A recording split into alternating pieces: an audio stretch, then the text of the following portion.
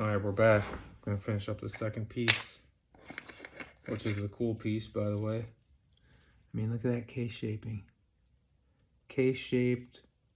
This started as a V4 Panda.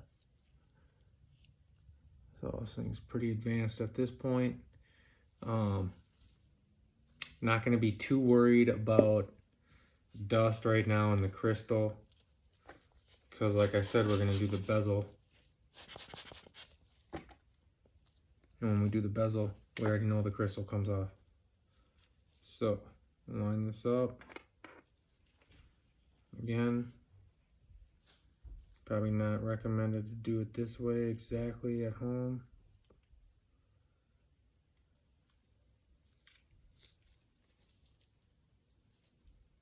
But as you age in your watchmaking journey, you can actually do some different things that don't come recommended like that.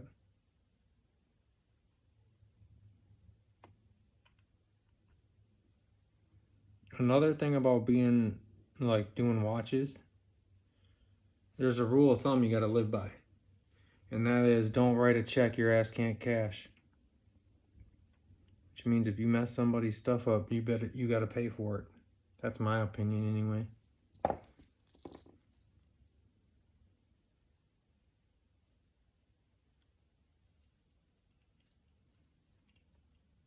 Or fix it. But even fixing it's not that fair if it takes a while.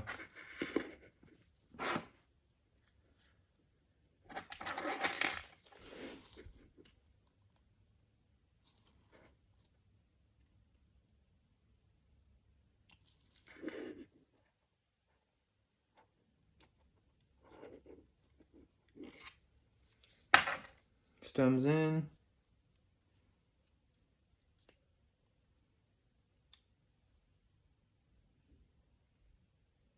I will say, you know, you hear all the chatter about the rep movements being high quality. That's definitely the truth on A4130s. These are probably the highest quality movement in the rep industry right now. At least the ones that I've worked on.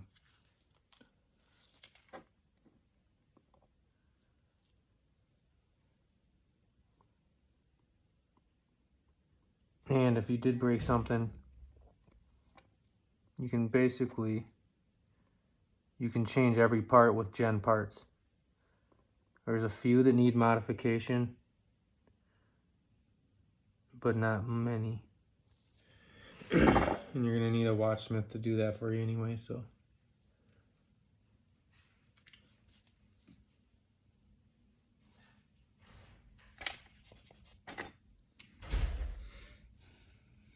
Now if I could just find my trusty screwdriver. Oh, and screwdrivers, if you could see that.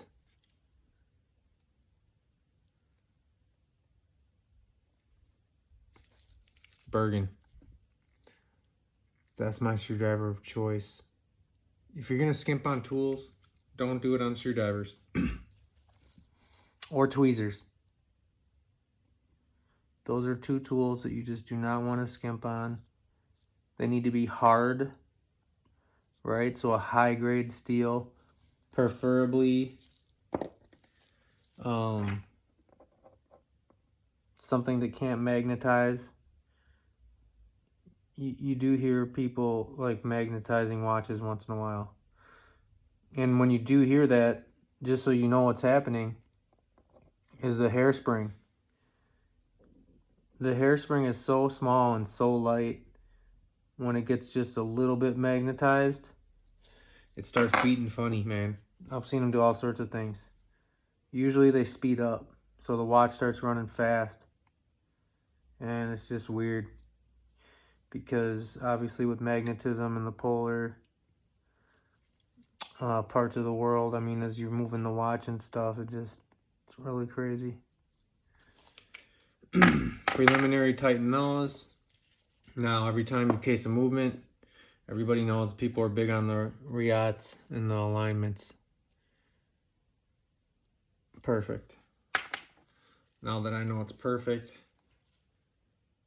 I usually like to check my movement one more time. Make sure everything's cool. Sometimes, you can spin the crown in. It's really preference at this point, okay? You got to be careful though, because even like if you tighten the crown, let's say, and you don't have the movement screws and placement holders in tight enough, you can shift the crown, the whole dial over, because the crown, as it tightens, it pulls the dial over, and then all of a sudden you got a whole nother set of weird alignment issues. So that's always something good too to stay abreast of.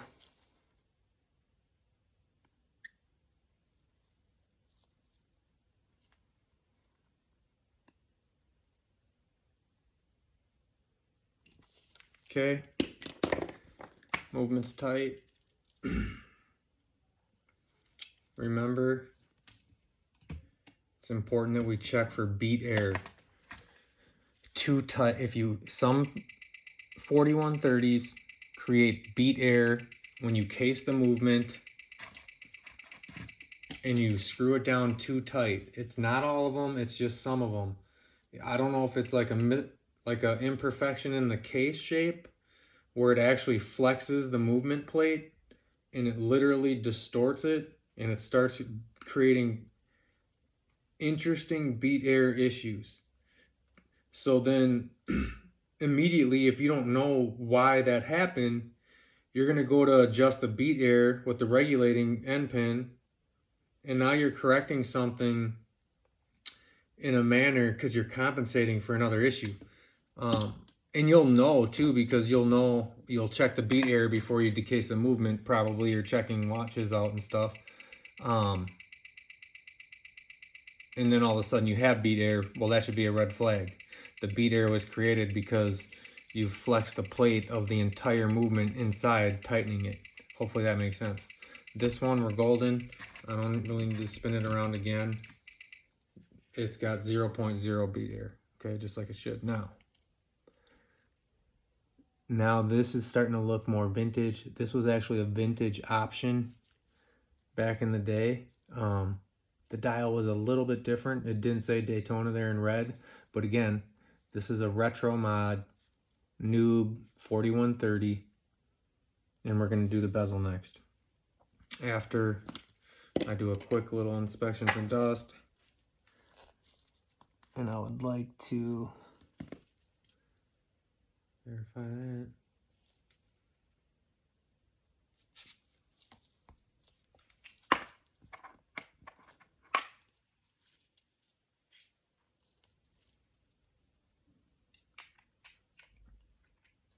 Case backs, I mean, everybody knows. If you don't know, you can get these friction balls. They're good. They're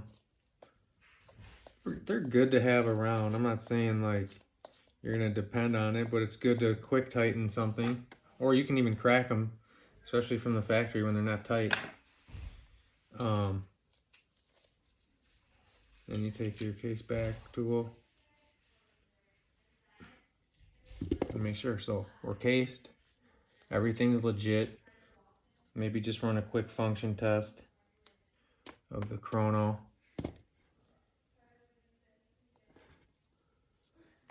Fly back. Everything's good there. Okay. Now, as I mentioned, we're going to remove the bezel. You guys have seen these bezel tools, at least in my videos in the past. It's kind of a must-have. Depends on how much watch work you're doing, but I strongly recommend having it. It'll save you some major headaches. And you can damage watches, quite frankly, if you're removing bezels without one. It's not recommended.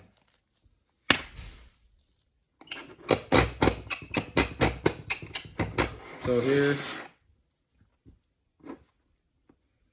remember the bezel, crystal, and the gasket. There's 3 pieces here. And you actually remove the crystal and the out this way forward, okay?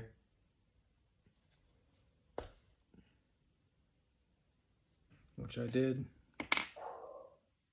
I have the gasket, the bezel. We're not going to be using that bezel anymore, and I have the crystal. So, 1 second, I'm going to be right back, because I'm going to grab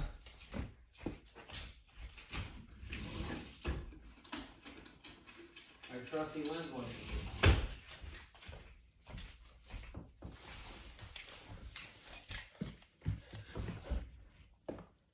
I like cleaning crystals with these alcohol lens wipes. Just gets the grease off. Gets them really nice.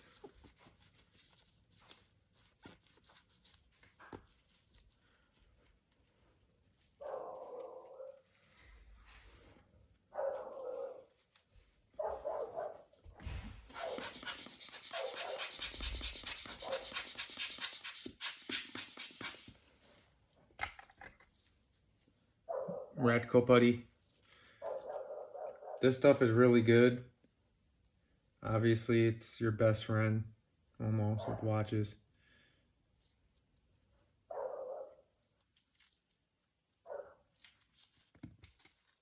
That's my bulldog barking. His name's Rocco.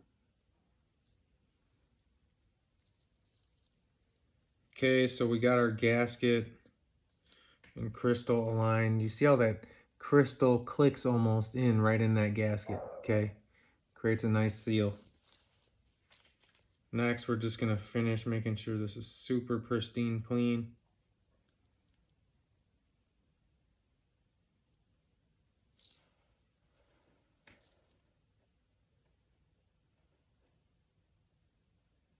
You gotta really have all the angles in the lighting when you're cleaning a crystal. Kind of sucks to redo if you get it all together and you missed a spot. So it's always really good to just really take your time when you're doing crystals.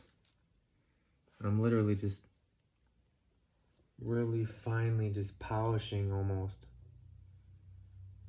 to a perfection with no smudges, no grease, just a super dry, super clean crystal. That's what we're after.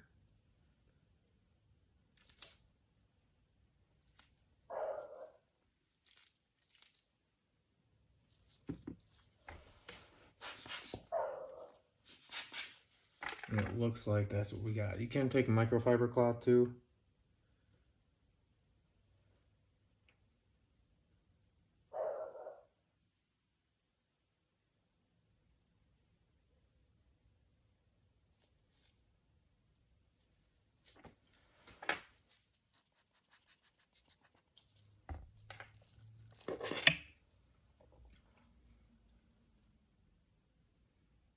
I can't remember if I mentioned it, but these crystals, they have an LEC, laser etched crown, built into the crystal.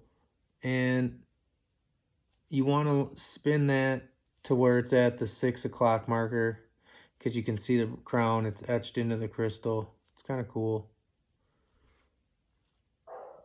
But you wouldn't want to forget that, because, you know, that would just be stupid.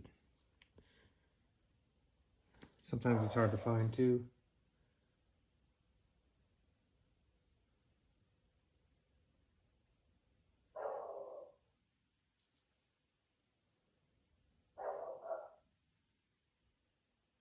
I know what's on here.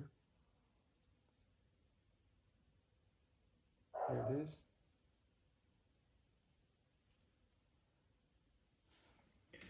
So once we find it,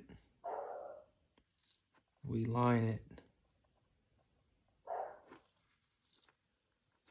Again, you're checking the dial for cleanliness. And I see a spot, so we're pulling this off. Never leave a spot on this. The smallest speck of dust on the dial ruins it.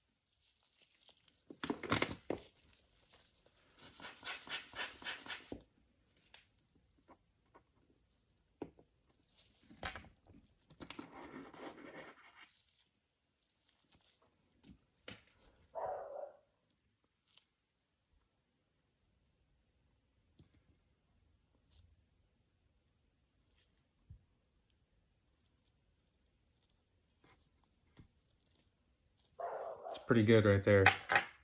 All right, super clean. It's looking really good. We're doing the final touch now on the bezel.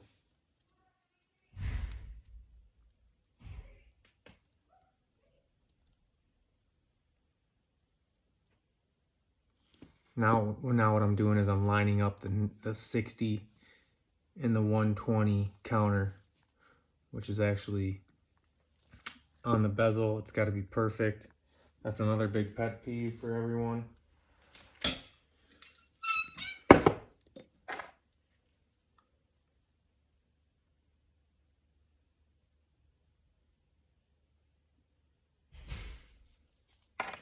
Looks like I got it right where we need it.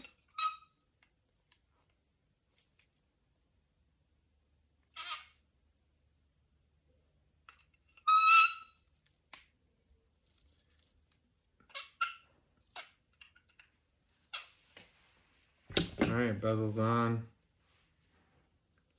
This thing's looking pretty sweet.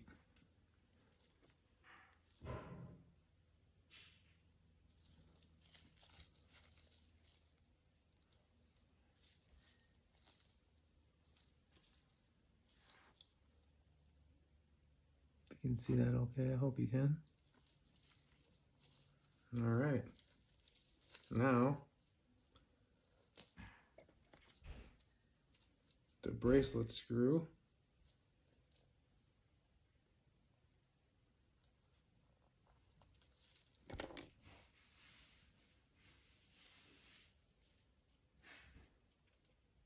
And I'll kind of show you what the finished product looks like here.